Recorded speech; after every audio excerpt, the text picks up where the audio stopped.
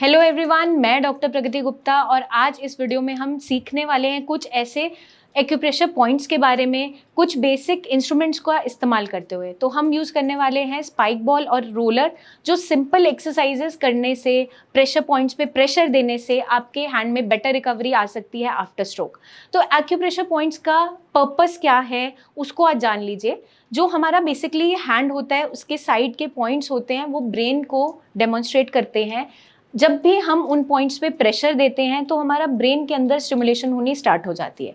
अब जब भी आपको पैरालिसिस हुआ, पैरालिसिस के अंदर आपकी मांसपेशियां खराब नहीं हैं, बिल्कुल ठीक हैं, लेकिन ब्रेन की तरफ से कोऑर्डिनेशन नहीं आ पा रहा, सिग्नल नहीं आ पा रहा, जिसकी वजह से आपके हैंड में मूवमेंट रिस्ट्रिक्ट हो गई है। तो लेग्स की रिकवरी काफ़ी जल्दी आ जाती है, क्योंकि इनिशियली आप पेशेंट को चलाना स्टार्ट करते हैं, दोनों लेग्स का इस्तेमाल इक्वल होता है और वो चलना स्टार्ट कर देता है। बट प्रॉब्लम आती है आपके हैंड के साथ। हैंड में स्टिफनेस काफ़ी लंबे समय तक बनी रहती है। पेशेंट्स कंप्लेन करते हैं, हमें सुनपन महसूस हो रहा है मैम, भारीपन हो रहा है, इवन हैंड मूवमेंट्स वापस भी आ गई हैं, फिर भी पेशेंट कंप्लेन करता है हेवीनेस की। वहाँ पर पेशेंट को ये एक्सरसाइजेस हेल्प कर सकती हैं। तो आज हम इन्हीं के बारे में डेमोन्स्ट्रेट करने वाले हैं। आइए आप देखिए किस तरीके से हम इन एक्सरसाइजेस को परफॉर्म करते हैं, और आप भी अपनी डेली रूटीन में इसको ऐड ऑन कीजिए, ताकि आपकी जो हेवीनेस, स्टिफनेस रह गई है वो भी रिकवर हो जाए। आज हम डेमोन्स्ट्रेट करने वाले हैं कुछ ऐसे एक्यूप्रेशर पॉइंट्स और इस बॉल की हेल्प से, स्पाइक बॉल की हेल्प से, जो आपको हेल्प करेगी आपकी स्टिफनेस को कम करने में, या भारीपन महसूस होता है या सुनपन जैसा महसूस होता है। एक बार पेशेंट का अगर हाथ खुल भी जाता है तब भी वो पेशेंट कंप्लेन करता है कि मैम मेरे हैंड में सुनपन सा लगता है, अच्छे से महसूस नहीं हो पा रहा, प्रॉपर सेंसेशन नहीं है। तो उसको दोबारा से वापस लाने के लिए, ब्रेन की रिकवरी के लिए, इस स्पाइक बॉल की हेल्प से हम कुछ एक्सरसाइजेस, कुछ एक्यूप्रेशर पॉइंट्स पे काम करेंगे। तो आइए हम डेमोन्स्ट्रेट करते हैं इसको। सबसे पहले हम स्टार्ट करते हैं हैंड के साथ। अगर आपकी हैंड की फिंगर्स खुल चुकी हैं या अभी नहीं भी खुलती, आपका हैंड ऐसे बिल्कुल मुड़ा हुआ रहता है, तो हम क्या करेंगे, यहाँ से पुश करके हाथ को सीधा करेंगे। इन फिंगर टिप्स का जो पॉइंट रहता है अपर एरिया का, साइड्स का, ये आपका इंडिकेट करता है ब्रेन के पार्ट को। तो यहाँ पर हम इस बॉल की मूवमेंट इस तरीके से करवाएंगे। अगर पेशेंट खुद से मूवमेंट कर पाता है तो हम पेशेंट को बोलते हैं कि आप हाथ में इसको रखिए और इसे बार बार मुट्ठी को बंद करना है और खोलना है, प्रेस करके बार बार इसको बंद करेंगे, खोलेंगे। अगर पेशेंट ये मूवमेंट नहीं कर पा रहा है, फ्लेक्शन नहीं हो पाता, एक्सटेंशन नहीं हो पाता, मतलब मुट्ठी ना तो बंद हो रही है ना खुल रही है, तो हम पकड़ के खोलेंगे हाथ को और इस तरीके से यहाँ पे इस मूवमेंट में ये स्पाइक बॉल यहाँ पर रोटेट करेंगे। तो इससे क्या हेल्प मिलेगा, ये पॉइंट्स जैसे ही एक्टिवेट होंगे आपके ब्रेन तक सिग्नल जाना स्टार्ट होगा, क्योंकि आपकी प्रॉब्लम कभी भी मसल्स के अंदर एग्जैक्टली नहीं होती, ब्रेन से कोऑर्डिनेशन नहीं हो पा रहा, इसलिए हाथों में मूवमेंट नहीं आ पा रही है। और साथ में हम क्या करेंगे, पाम्स पे भी इस तरीके से एक्सरसाइज करवाएंगे। पेशेंट को हम बोलते हैं कि मुट्ठी बंद कर लीजिए, उसको ओपन कीजिए बॉल की हेल्प से। अगर ये एक्सरसाइज वो कर पा रहे हैं, वेल एंड गुड, नहीं कर पा रहे हैं तो हम सपोर्ट के साथ करवाएंगे। नेक्स्ट हम क्या करेंगे, अब हम लेंगे रिस्ट। रिस्ट जॉइंट के अंदर भी रिकवरी आने में टाइम लगता है, कभी कभार रिस्ट एकदम ऐसे मुड़ जाती है। तो जब हम रिस्ट ऐसे मुड़ी हुई है तो हम मैनुअली इसको सीधा करेंगे।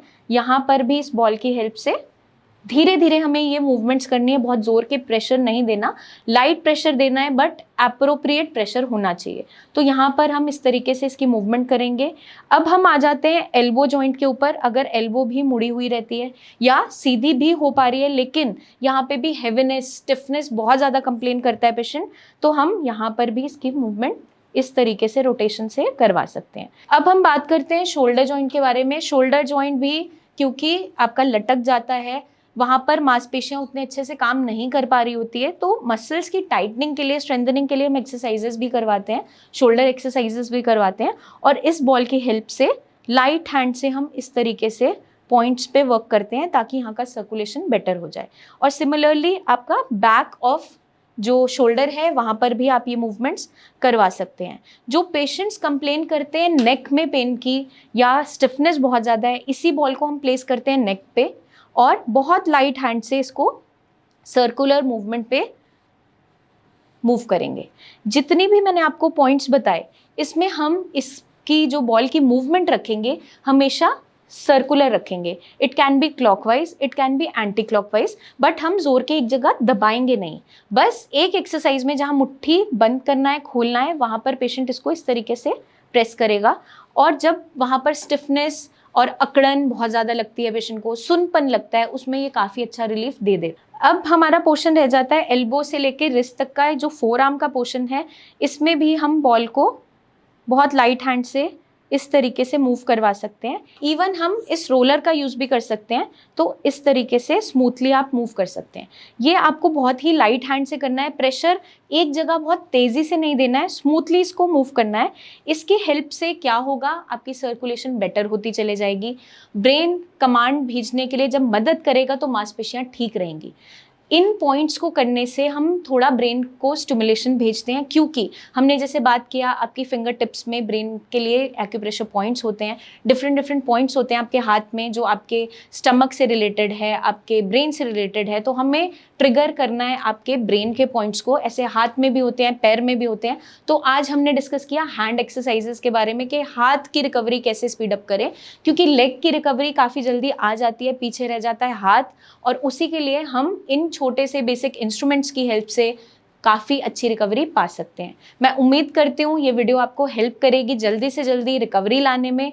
और अपना खास ध्यान रखिए, हम आपसे जल्दी ही मिलेंगे। कुछ क्वेश्चंस हो तो कमेंट करके ज़रूर पूछिए और अपना अच्छे से ध्यान रखिए। जल्दी से जल्दी रिकवर हो जाइए एंड टेक केयर।